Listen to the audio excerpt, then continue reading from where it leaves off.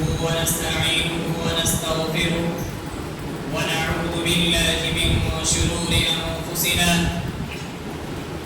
ومن سيئات أعمالنا من يهده الله فلا مضل له ومن يضلل فلا هادي له وأشهد أن لا إله إلا الله وحده لا شريك له وأشهد أن محمدا عبده ورسوله. أعوذ بالله من الشيطان الرجيم. بسم الله الرحمن الرحيم. يا أيها الذين آمنوا اتقوا الله حق تقاته ولا تموتن إلا وأنتم مسلمون. يا أيها الناس اتقوا ربكم الذي خلقكم من نفس واحدة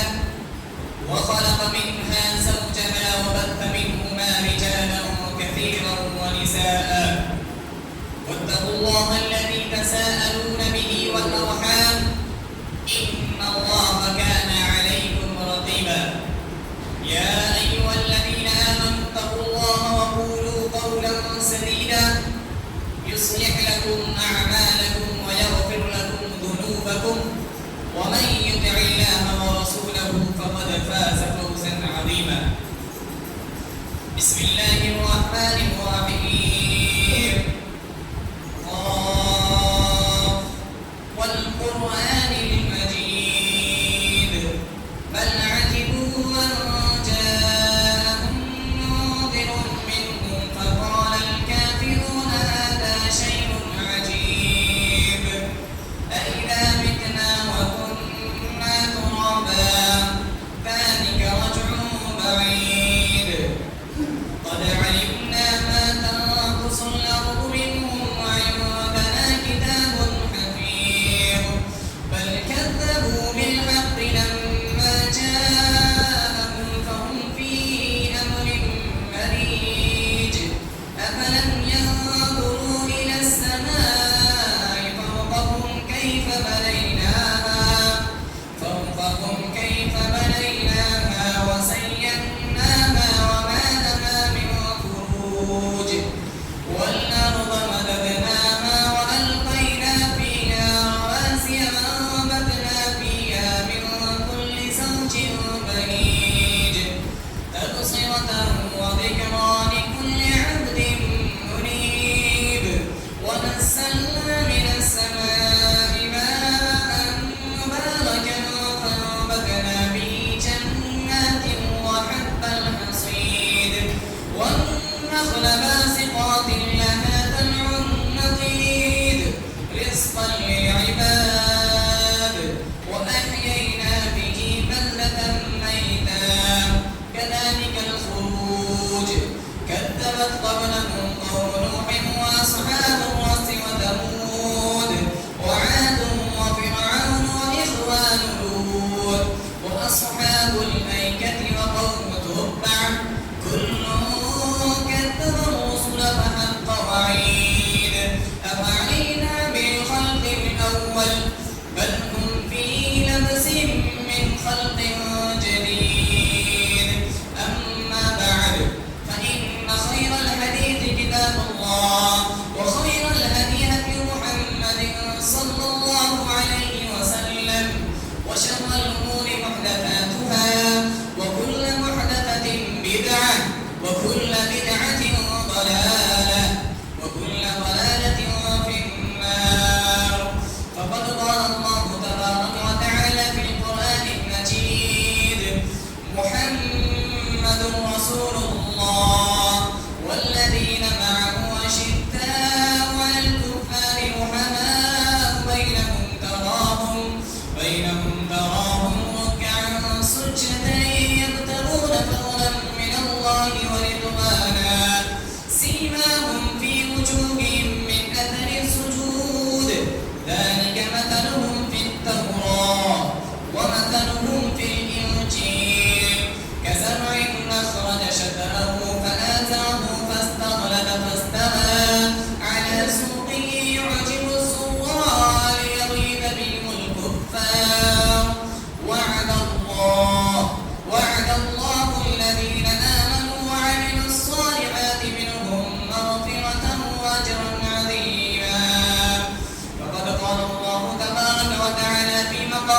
آخر والسابقون الأولون من المهاجرين والأنصار والذين اتبعوهم بإحسان رضي الله عنهم ورضوا عنه وأعد لهم جنات تجري تحتها الأنهار خالدين فيها أبدا ذلك الفوز العظيم رب اشرح لي صدري ويسر لي أمري واحلل عقدة من لساني يفقهوا قولي رب زدني علما اللهم إني أسألك علما نافعا ورزقا طيبا وعملا متقبلا وشفاء من كل داء آمين. محترم حاضرین جمعہ، ملت اسلامیہ کے نوجوانوں، عزیز چھوٹے چھوٹے بچوں اور پردہ نشین مائیں بہنیں اور جتنی بھی سامعین و سامعات سن رہی ہے، میں سب سے پہلے اللہ رب العالمین کا بے حد شکر گزار ہوں کہ اس نے مجھے آپ تمام کے سامنے، مجھے اپنی ہی قوم کے سماج کے سامنے اللہ رب العالمین کی اس آیت کے تحت اللہ رب العالمین نے مجھے چنا، مجھے انتخاب کیا کہ فلولا نفر من كل فرقة منهم طائفة ليتفقهوا في الدين، کہ تم میں سے ایک جماعت ایسی ہونی چاہیے، ایک جماعت جا کر علم دین کا حاصل کرے، علم دین کو حاصل کر کے وہ جماعت کیا کرے، ليتفقهوا في الدين، دین کی سمجھ کو حاصل کرے، وَلِيُنذِرُوا قَوْمَهُمْ إِذَا رَجَعُوا إِلَيْهِمْ لَعَلَّهُمْ يَحْذَرُونَ، کہ وہ اپنی قوم کو لوگوں پر آ کر ڈرائے، بتلائے، دین کو سکھائے کہ اللہ رب العالمین کی معرفت کو بتلائے، دین کی معرفت کو بتلائے اور پیارے نبی محمد صلی اللہ علیہ وسلم کی معرفت کو بتلائے۔ اس پر میں اللہ رب العالمین کا بے حد شکر گزار ہوں۔ اسی طرح ہم تمام کو بھی اللہ رب العالمین کا شکریہ ادا کرنا چاہیے کہ اس نے دنیا میں بے شمار مخلوقات کو اللہ رب العالمین نے پیدا کیا، چاہے وہ جمادات ہو، چاہے وہ نباتات ہو، اللہ رب العالمین نے تمام مخلوقات کو پیدا کیا اور اسی مخلوقات میں سے اللہ رب العالمین نے ہمیں اشرف المخلوقات یعنی انسان بنا کر اس دنیا میں بھیجا اور وہ مشن دے کر بھیجا کہ ہماری پیدائش کا مقصد اللہ رب العالمین نے اس آیت کے تحت میں بیان کر دیا کہ وما خلقت الجن والانس الا لیعبدون، کہ ہماری پیدائش کا مقصد صرف ایک اللہ رب العالمین کی عبادت کرنا، اور اسی اللہ رب العالمین نے انسان بنا کر ہمیں اللہ رب العالمین نے دین اسلام پر چڑھایا، ہمیں مسلمان بنایا، اور اس سے بھی بڑی فضیلت کی بات کہ اللہ رب العالمین نے ہمیں امت محمدیہ میں پیدا کیا۔ اس کے بعد لاکھوں کروڑ درود و سلام ہو تمام انبیاؤں پر، خصوصاً انبیاءوں کے آخری کریم تاجدار مدینہ رحمت للعالمین، جو ساری کائنات کے لیے رحمت بنا کر بھیجے گئے، جو ہم تک یہ دین اسلام ان الدین عند اللہ الاسلام کے تحت ہم تک یہ دین اسلام دے کر اللہ رب العالمین نے جس نبی کے ذریعے بھیجا وہ آخری کریم جناب محمد رسول اللہ صلی اللہ علیہ وسلم پر۔ اللهم صل على محمد وعلى ال محمد كما صليت على ابراهيم وعلى ال ابراهيم انك حميد مجيد، اللهم بارك على محمد وعلى ال محمد كما باركت على ابراهيم وعلى ال ابراهيم انك حميد مجيد۔ محترم حاضرین جمعہ، میں نے خطبہ مسنونہ کے بعد قرآن کریم کی دو جگہ سے میں نے آیتوں کی تلاوت کی۔ اس آیت کی تلاوت کرنے کا مقصد یا جو مجھے بیان کرنا ہے، عظمت صحابہ کرام رضوان اللہ علیہم اجمعین کا وہ مقام و مرتبہ امت میں اسلام نے ان پاک ہستیوں کا کیا مقام دیا ہے، اسی طرح جو شخص صحابہ کرام رضوان اللہ علیہم پر لعن و تعان کرتے ہیں، یہ جماعت اللہ کے پیارے نبی کے دلارے تھے، اس امت کے چیالے ہیں جنہوں نے اپنوں کو چھوڑ دیا، اپنے اہل و عیال کو چھوڑ دیا، اپنے وطن کو چھوڑ دیا، جس نے بیت اللہ میں کتاب اللہ کی تعلیمات حاصل کی، جس نبی کے پاس بیت اللہ میں کتاب اللہ کی تعلیمات حاصل کی، جس نے ایک نبی دین اسلام کے لیے اپنے گھر بار کو چھوڑ دیا، وہ صحابہ کرام کی جماعت ہے جس سے بھوک کی شدت کو برداشت کیا، پیاس کی تمازت کو برداشت کیا، گردنوں پر تلواروں کی چمکتی تھی، آنکھوں کے سامنے وہ تلواریں نظر آتی تھی، کھانے کو کچھ نہ ملتا تھا، پینے کو کچھ وہ میسر نہیں ہوتا تھا، ان تمام تکالیف کو برداشت کر جو ترکیب بن کر جو ذات تیار ہوتی ہے، جو قوم جو تیار ہوتی ہے، جو جماعت تیار ہوتی ہے، اللہ اور اس کے رسول کے انبیاء اور رسول کے بعد اس دنیا میں سب سے مقدس جماعت جو ہے وہ صحابہ کرام رضوان اللہ اجمعین کی جماعت ہے، جو ہم تک یہ دین اسلام پہنچا، جو کامل دین پہنچا، ہم تک جو یہ دین اسلام، جو ہم تک یہ قرآن، جو ہم تک یہ حدیث نبوی صلی اللہ علیہ وسلم پہنچا، یہ کس کی بدولت پہنچا؟ یہ کوئی کیا ہے؟ یہ ایسے ہی اللہ رب العالمین کے سے اس وقت تک اللہ کے نبی صلی اللہ علیہ وسلم کے زمانے سے لے کر اب تک وہ اسلام کیسے محفوظ رہا؟ اس دین میں، اس قرآن میں کوئی شک و شبہ نہ رہا، اس دین میں کوئی شک و شبہ نہ رہا، یا کہ یوں ہی ایسے ہی جماعت دین اسلام ہم تک پہنچ گیا؟ نہیں میرے بھائیوں، اس کا واحد ایک ذریعہ یہی، اس امت کی سب سے بہترین جماعت صحابہ کرام رضوان اللہ علیہم جماعت ہے، جنہوں نے اپنا خون پسینہ بہایا، جنہوں نے اپنی جانیں کو قربان کر دیا اس دین اسلام کو دوسروں تک پہنچانے کے لیے۔ کیوں؟ اللہ کے رسول صلی اللہ علیہ وسلم نے غزوہ احد میں اللہ کے رسول صلی اللہ علیہ وسلم حجۃ الوداع کے موقع پر جو خطبہ بیان کیا کہ تم لوگ کیا کرنا، یہ جو رسالت ہے اس تک تم کی جو یہاں پر موجود ہیں ان تمام پر یہ ذمہ داری عائد ہوتی ہے کہ جو لوگ غائبین ہیں ان تک یہ دین اسلام پہنچا دینا، یہ تم پر ذمہ داری ہے۔ اور اس ذمہ داری کو صحابہ کرام رضوان اللہ کی جماعت نے بہترین طریقے سے سنبھال کر اپنے کندھوں پر یہ بوجھ اٹھا کر ہم تک یہ دین اسلام پہنچا دیا۔ تو قبل یہ کہ میں اپنے موضوع کی وضاحت کروں، ہم آپ صحابہ کی لمبی و اصطلاحی تاریخ جان لیتے ہیں کہ صحابی کسے کہتے ہیں۔ صحابی یہ صحابہ کی جمع ہے جس کے معنی ساتھی، دوست، اسی طرح اصحاب کے آتے ہیں۔ اگر اسلام میں دیکھا جائے تو امام ابن حجر رحمہ اللہ اس کی اصطلاحی تعریف اور جامع تعریف کرتے ہیں کہ الصحابی هو كل من لقي النبي صلی اللہ علیہ وسلم مؤمنا به ومات على الاسلام۔ صحابی ہر وہ شخص ہے جو اللہ کے رسول صلی اللہ علیہ وسلم سے ملاقات کیا ہو بشرطے کہ ایمان کی حالت میں اور اس کی موت اسلام پر ہوئی ہو، یعنی جو شخص اللہ کے رسول صلی اللہ علیہ وسلم سے ملاقات کی ہو اور وہ مومن ہو اور اسی مومن پر ہی اس کی موت آ جائے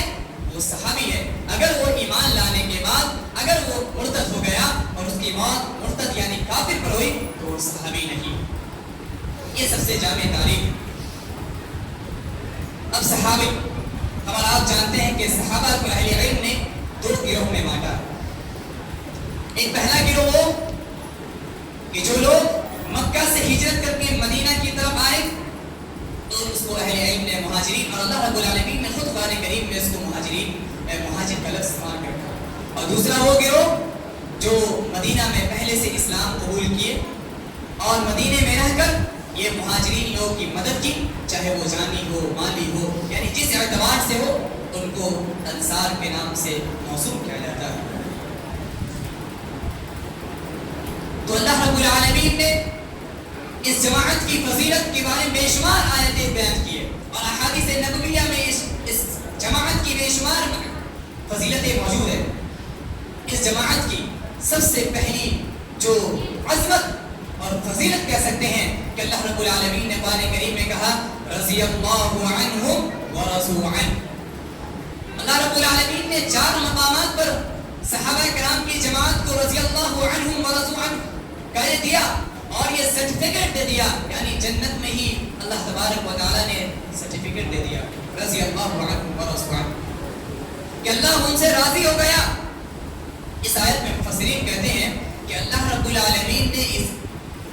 صحابہ کرام رضوان اللہ اجمعین کو رضی اللہ عنہم و رضوا عنہ کہہ دیا، رضی اللہ عنہ کہ اللہ ان سے راضی ہو گیا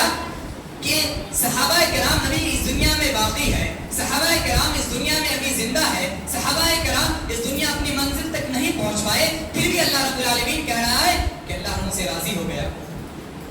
پتہ یہ چلا کہ اللہ رب العالمین نے یہ جو رضی اللہ عنہ کا لفظ استعمال کیا، یہ اس کی فضیلت کی دلیل ہے کہ کوئی دنیا میں اس دنیا میں اب تک کوئی جماعت ایسی نہیں آئی ہے اور نہ آ سکتی ہے قیامت تک کہ اللہ رب العالمین اس کی منزل کے پہنچنے سے پہلے اس کی رضی اللہ عنہ کی سرٹیفکیٹ دے دے۔ یہ بتلا دیا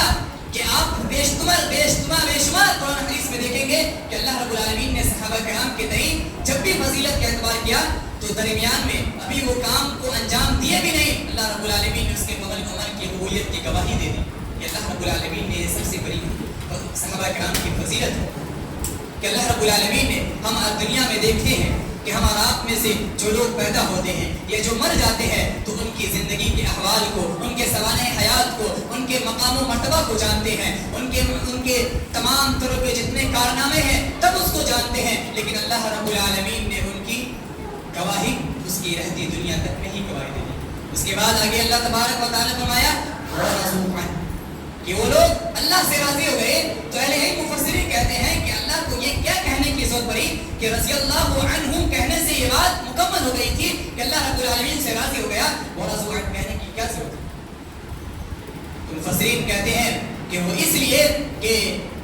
عباس بن عبد المطلب کی ایک حدیث آئی ہے کہ وہ بیان کرتے ہیں کہ ذاق طعم الایمان، کہ وہ لوگ ایسے تھے کہ ایمان کی مزہ کو چکھ چکے تھے۔ وہ کس طرح؟ ہمارا آپ ایک دعا پڑھتے ہیں، رضیت باللہ ربا وبالاسلام دینا وبمحمد صلی اللہ علیہ وسلم، یعنی کہ میں اللہ کو اپنے رب ہونے پر راضی ہو گیا، اب میں نے اسلام کو اپنا دین مان لیا اور اسی طرح محمد صلی اللہ علیہ وسلم کو اپنا نبی مان لیا۔ وہ ٹھیک اسی طرح صحابہ کرام کی مقدس جماعت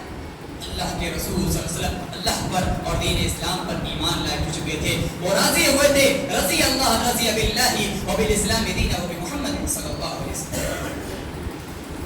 اللہ رب العالمین نے یہ مقام عطا کیا۔ پھر صحابہ کرام کے آپ آگے بڑھے، اللہ تبارک کے نبی صلی اللہ علیہ وسلم نے یا اللہ تبارک و تعالی نے صحابہ کرام کی جماعت مقدس جماعت میں سے اکثر و بیشتر تمام لوگوں کو الگ الگ فضیلتیں بیان کی ہیں۔ میں سب سے پہلے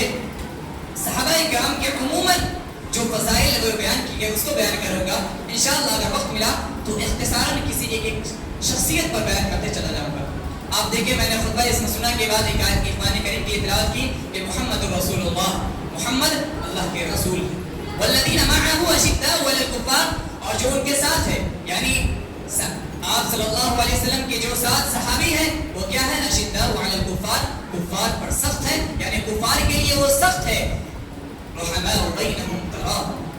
وہ آپس میں یعنی مومنین یعنی صحابہ کرام آپس میں کیا ہے؟ ایک دوسرے کے لیے رحم دل ہے۔ تراہم رکعا سجدا، اب یہاں پر ایک مفسرین ایک آیت اس آیت پر بھی بیان کرتے ہیں کہ اللہ رب العالمین یہ کہہ رہا ہے کہ تراہم رکعا سجدا، اللہ گواہی دے رہا ہے اے نبی آپ ان کو دیکھیے گا رکعا رکوع میں دیکھیے گا، سجدا آپ سجدے میں دیکھیے گا، یبتغون فضلا من اللہ ورضوانا، اور وہ اللہ کے فضل کو تلاش کریں۔ ہمارا آپ اگر نماز پڑھے تو ہمارا آپ کی یہ جو عبادتیں ہوتی ہیں وہ باطنی عبادت ہوتی ہے۔ کوئی دیکھتا ہے تو کہہ سکتا ہے کہ وہ اخلاص کے ساتھ کر رہا ہے، کوئی دیکھتا ہے تو وہ کہہ سکتا ہے کہ وہ ریاکاری کے تحت کر رہا ہے، لیکن جب اللہ وہ صحابہ کرام کی مقدس جماعت جو عبادت کر رہی ہے تو اللہ گواہی دے رہا ہے اے نبی آپ ان کو دیکھیے گا، رکوع میں دیکھیے گا، سجدے میں دیکھیے گا، اور اللہ کے فضل کو تلاش کر رہے ہوگا۔ اس آیت کے بعد اس آیت میں آگے بڑھیے، اللہ رب العالمین کو اس کے مقام کے لیے ایک اور لفظ استعمال کیا کہ ذالک مثلهم فی التوراۃ، کہ اللہ تبارک و تعالیٰ نے اس امت اس مقدس جماعت کی فضیلت صرف قرآن ہی میں نہیں بیان کیا بلکہ ذالک مثلهم فی التوراۃ، ان کی مثالیں تورات میں ملتی ہے، ومثلهم فی الانجیل، اور انجیل میں ملتی ہے، یعنی اس قرآن کریم سے پہلے بھی جس نبی پر جو کتابیں جو صحیفے پہلے کے آسمانی کتابوں میں ہیں اس میں بھی موجود ہے، تو پتہ یہ چلا کہ صحابہ کرام کی عظمت و فضیلت سب سے بہتر سب سے زیادہ ہے انبیاء و کرام کے بعد، انبیاء و رسول کے بعد اس دنیا میں جس روئے زمین پر اگر سب سے مقدس جماعت وہ یہی جماعت ہے۔ وہ لوگ کہ اللہ تبارک و تعالیٰ نے اس کے لیے وعد اللہ الذین آمنوا وعملوا الصالحات کہ جن لوگوں نے ایمان لایا اور نیک عمل کیا اللہ رب العالمین نے ان کے لیے مغفرت اور اجر عظیم تیار کر رکھا ہے۔ اللہ تبارک و تعالیٰ نے ان لوگوں کو، اور اسی کے بعد دیکھیں ایک آیت میں نے ایک آیت کی طرف کی، والسابقون الاولون من المہاجرین والانصار والذین اتبعوہ، کہ وہ لوگ جو اولین لوگ جو سبقت کر گئے اولین میں سے یعنی مہاجر میں سے ہو، انصار میں سے ہو، یا ان لوگوں کے نے جو اخلاص کے ساتھ پیروی کی، والذین اتبعوا بإحسان رضی اللہ عنہم ورضوا عنہ، اللہ ان سے راضی ہو گیا اور وہ اللہ سے رب العالمین سے راضی ہو گئے۔ اب یہاں پر دیکھیں مفسرین نے اس آیت میں 3 لوگوں کا ذکر کیا۔ ایک وہ لوگ والسابقون الاولون سے 3 لوگوں نے مراد کیا، ایک وہ لوگ مہاجرین جو ہجرت کر کے مدینہ گئے، اور دوسرا والانصار جو مدینے میں رہ کر مہاجرین کی مدد کی، اور تیسرے وہ لوگ والسابقون جو ان لوگوں کی پیروی کی، والذین اتبعوہم بإحسان۔ آپ دیکھیں کہ مدینہ انصار و مہاجرین کا جو واقعہ جو ذکر ہوتا ہے کہ مہاجرین نے اللہ تبارک و تعالیٰ کی جو بیان کیا کہ مہاجرین جب مدینہ پہنچے تو ان لوگوں نے کس قدر کی، والذین، قرآن کریم کہتا ہے کہ والذین تبوؤا الدار والایمان من قبلہم یحبون من ہاجر الیہم ولا یجدون فی صدورہم حاجۃ مما اوتوا، کہ آپ دیکھیں کہ جب وہ مہاجرین اپنے گھر و اہل و عیال کو چھوڑ کر، بیوی بچوں کو چھوڑ کر، یتیم اپنے بچے کو چھوڑ کر جب وہ مدینہ کی طرف ہجرت کر گئے تو وہ انصار جو پہلے سے اسلام لا چکے تھے انہوں نے اپنے مال میں سے آدھا مال سب مہاجرین کے نام کر دیا، اور اگر کبھی جب مال غنیمت تقسیم کی جاتی مہاجرین کو دی جاتی تو وہ اپنے دل میں وہ تھوڑی سی بھی کچاوری، حسد، کینہ، کپٹ کچھ بھی نہ رکھتے تھے، اور اپنے آپ میں سے وَيُؤْثِرُونَ عَلَىٰ أَنفُسِهِمْ وَلَوْ كَانَ بِهِمْ خَصَاصَةٌ، اپنے آپ پر دوسروں کو، وہ مہاجرین کو ترجیح دیتے تھے، چاہے اگر وہ خود فقر و فاقہ میں ہو پھر بھی وہ اپنے آپ کو ترجیح دیتے تھے۔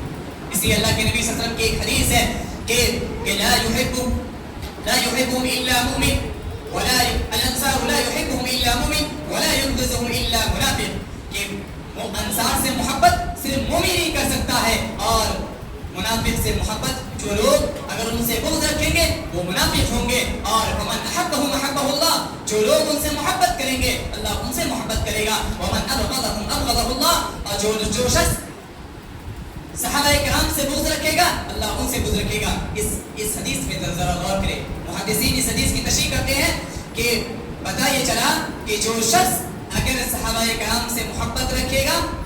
وہ مومن ہے،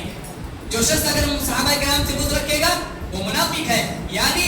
اگر صحابہ سے محبت ہے تو نبی سے محبت ہے، اگر صحابہ سے بغض ہے تو نبی سے کفر ہے، اور اگر صحابہ سے بغض رکھے گئے تو بتایا چلے گا کہ ہم نے نبی سے بھی بغض رکھا، نبی سے بھی حسد رکھا، نعوذ باللہ۔ آپ دیکھیں اللہ کے نبی صلی اللہ علیہ وسلم کی ایک حدیث کہ اللہ کے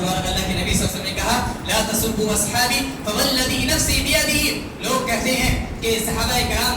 بعض صحابہ کرام کو تو گالیاں دیتے ہیں، تو جو شخص ابھی فی الحال اگلے ماہ جو ہمارا یہ اسلامی مہینہ عشر ذی الحجہ ختم ہونے کو چلا ہے، محرم الحرام آتے ہیں، اس میں بعض لوگ کسی صحابی کو، شخصیت کو، معاویہ رضی اللہ تعالیٰ عنہ کو شخصیت کو، اس کی فضیلت میں انشاءاللہ بیان کروں گا، لیکن بعض لوگ جو صحابہ کرام کو گالی دیتے ہیں تو اس حدیث کو سن لیں کہ اللہ کے نبی صلی اللہ علیہ وسلم کہتے ہیں لا تسبوا اصحابی فوالذی نفسی بیدہ لو ان احدکم انفق مثل احد ذهبا ما بلغ مد احدهم ولا نصیبہ، کہ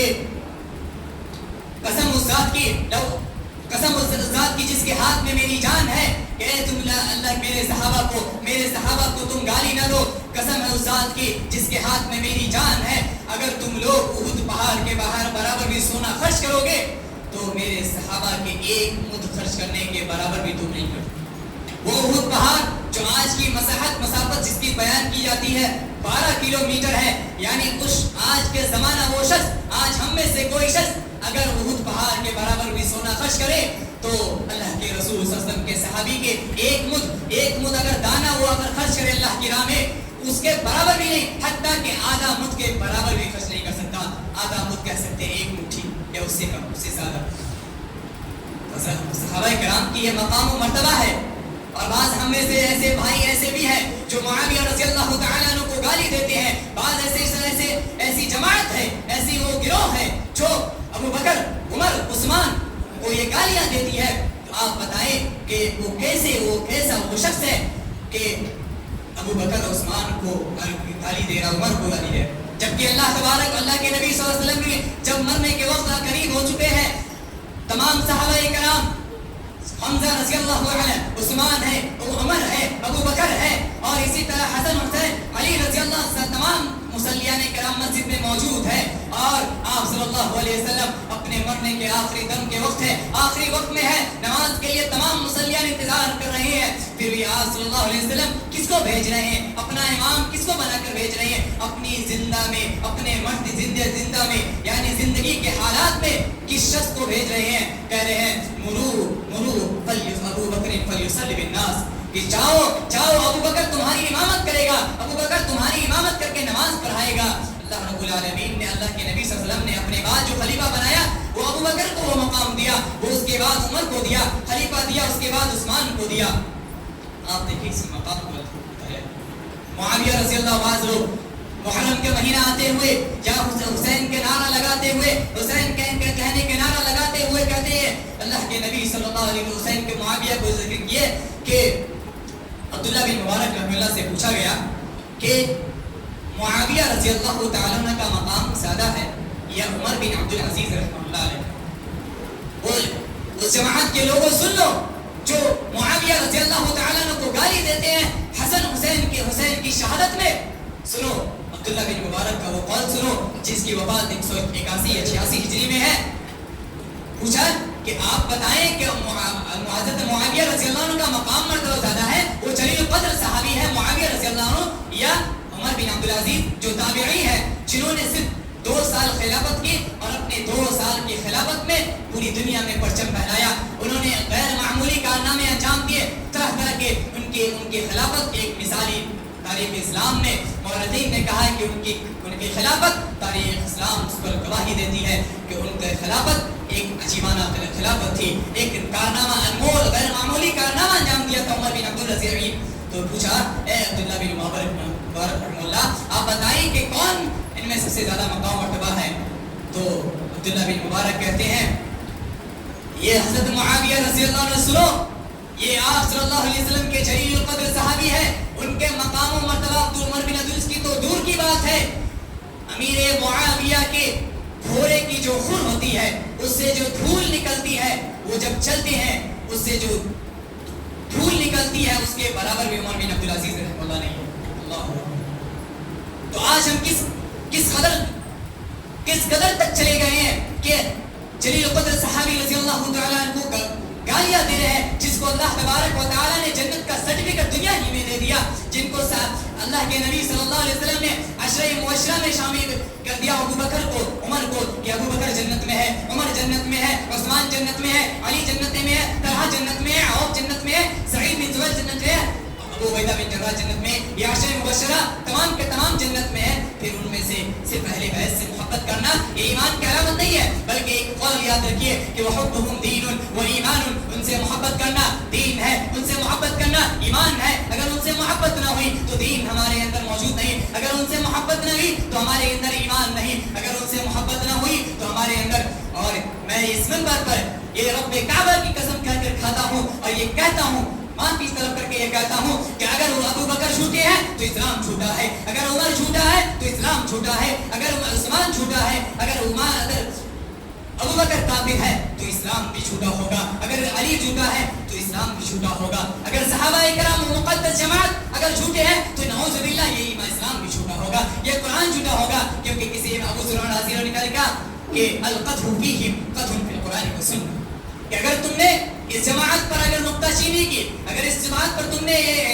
یہ اگر تم نے کینہ کپٹ نکالا، اس جماعت میں اگر تم نے کینے مکوری یا کچھ نکالا، گندگیاں نکالی اگر اس جماعت میں، تو یاد رکھو تم نے قرآن و سنت میں کینہ مکوڑا نکالا، یاد رکھو تم نے قرآن و سنت پر لعنت عائد کیا، یاد رکھو تم نے اپنے نبی پر سنان کیا، اور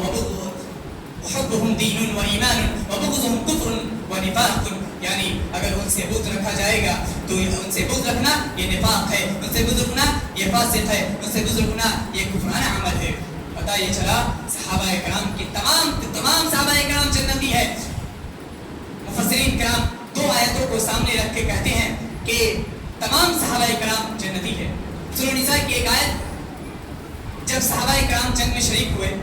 ایک جماعت جنگ میں شریک ہوئے اور ایک جماعت جنگ میں شریک نہیں ہوئی، تو دونوں جماعت، حالانکہ جو جنگ میں شریک ہوتی جماعت اس کی فضیلت الگ ہے، اور جو جماعت جب شریک نہ ہو سکی اس کی فضیلت کم ہے، لیکن اس جماعت کو ذکر کرنے کے بعد آگے اللہ تبارک و تعالیٰ کہتا ہے وَكُلًّا وَعَدَ اللَّهُ الْحُسْنَى، کہ اللہ تبارک و تعالیٰ نے ہر کے لیے حسنہ یعنی جنت پر تیار کر رکھا ہے، وعدہ کر رکھا ہے۔ اور دوسری جگہ اللہ تبارک و سورہ انبیاء آیت نمبر 101 میں فرماتا ہے کہ ان الذین سبقت لهم منا الحسنى، کہ جو لوگ ان سے گزر گئے، وہ ہم میں سے جو گزر گئے، من سبقت کر گئے، ان کے لیے کیا ہے؟ جنت ہے، حسنہ ہے، اور اولئک عنہا مبعدون، اور ان لوگوں کو کیا کیا گیا؟ جہنم سے دور کیا گیا۔ تو مفسرین ان دونوں آیتوں کو سامنے رکھتے ہوئے کہتے ہیں کہ تمام صحابہ کرام،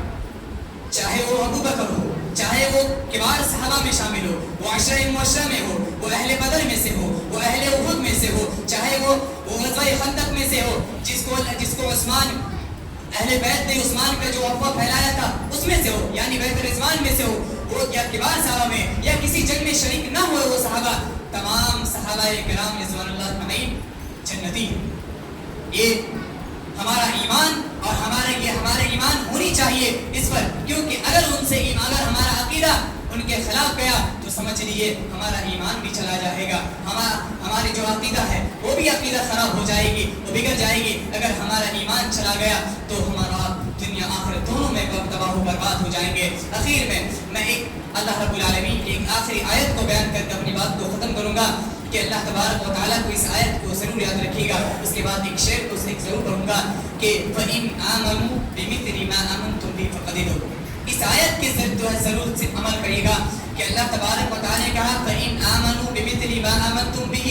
کہ اگر تم ایمان لاؤ کس کی طرح؟ بِمِثْلِ مَا آمَنْتُمْ بِهِ، ان لوگوں کے ذریعے تم اگر ایمان لاؤ فَقَدْ اهْتَدَوْا، تو تم کامیاب ہو جاؤ گے۔ یعنی ہمارے لیے صحابہ کرام اسوہ ہے، نمونہ ہے، قدوہ ہے، آئیڈیل ہے۔